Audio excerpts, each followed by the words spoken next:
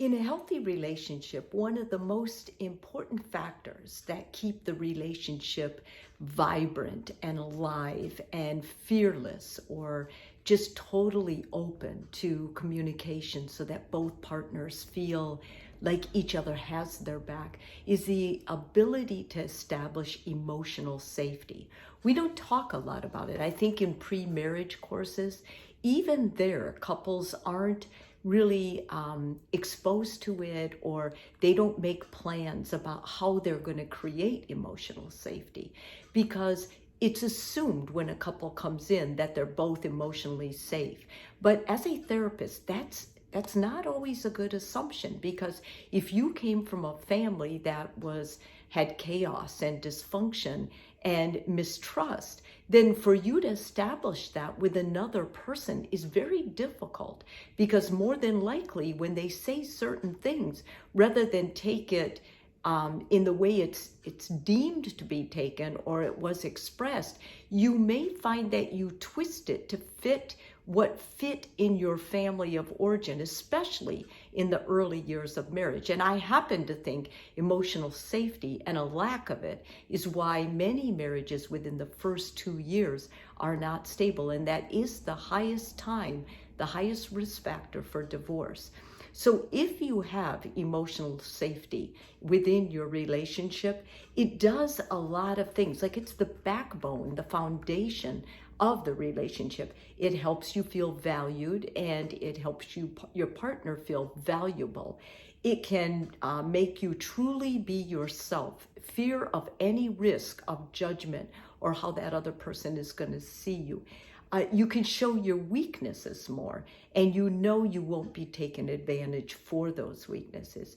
You can share boldly and express creative, bold ideas that ordinarily you might be kind of embarrassed about, or not quite as confident about saying in a group of friends. And lastly, you feel seen, heard, and understood. And I think that is so important in a relationship going forward. If you're from a family that maybe had some dysfunction, or you weren't sure if you felt truly emotionally safe in that family of origin, I've got some ways that you can establish it, or at least present the discussion to your partner so that you can work on it. And I think these are worth sharing. I think these are worth kind of jotting down, if you will, if you want to do kind of a little home study, and just talking about how you see yourself in your own relationship with these particular topics I'm going to mention. Okay. In a truly safe, emotionally safe relationship, you respect each other's boundary and consent. That means if your partner wants to engage in sex and you really aren't in the mood and you would rather not, or just have some me time, you can tell your partner, and you're not going to be judged. They're not going to whine. They're not going to try and coax you or say, if you really love me, you do this for me, because they don't have to. They stop there, they respect your boundary, and they don't push. They pay attention to your nonverbal communication. If you and your partner are out to dinner and you can, for example, look a certain way and your partner goes, what? I know that look.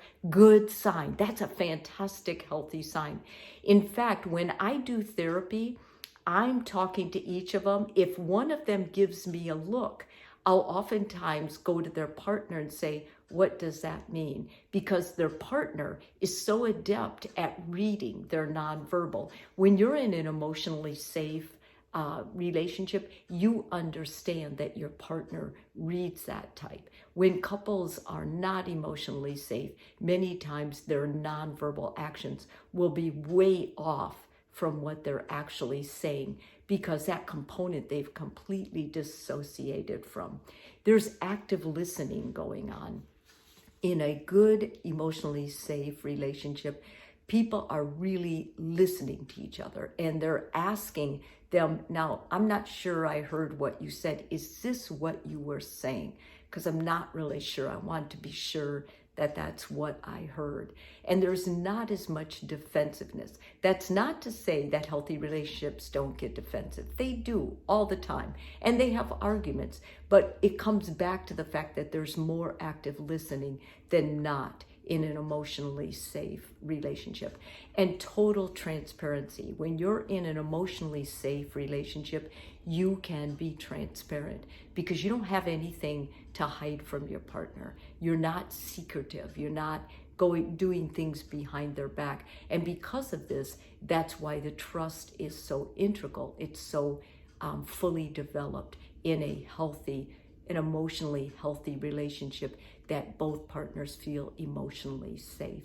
You give your partner the benefit of the doubt. If your partner says something and you want to, a lot of times when people are unsafe, there's a lot of jealousy, there's a lot of suspicion.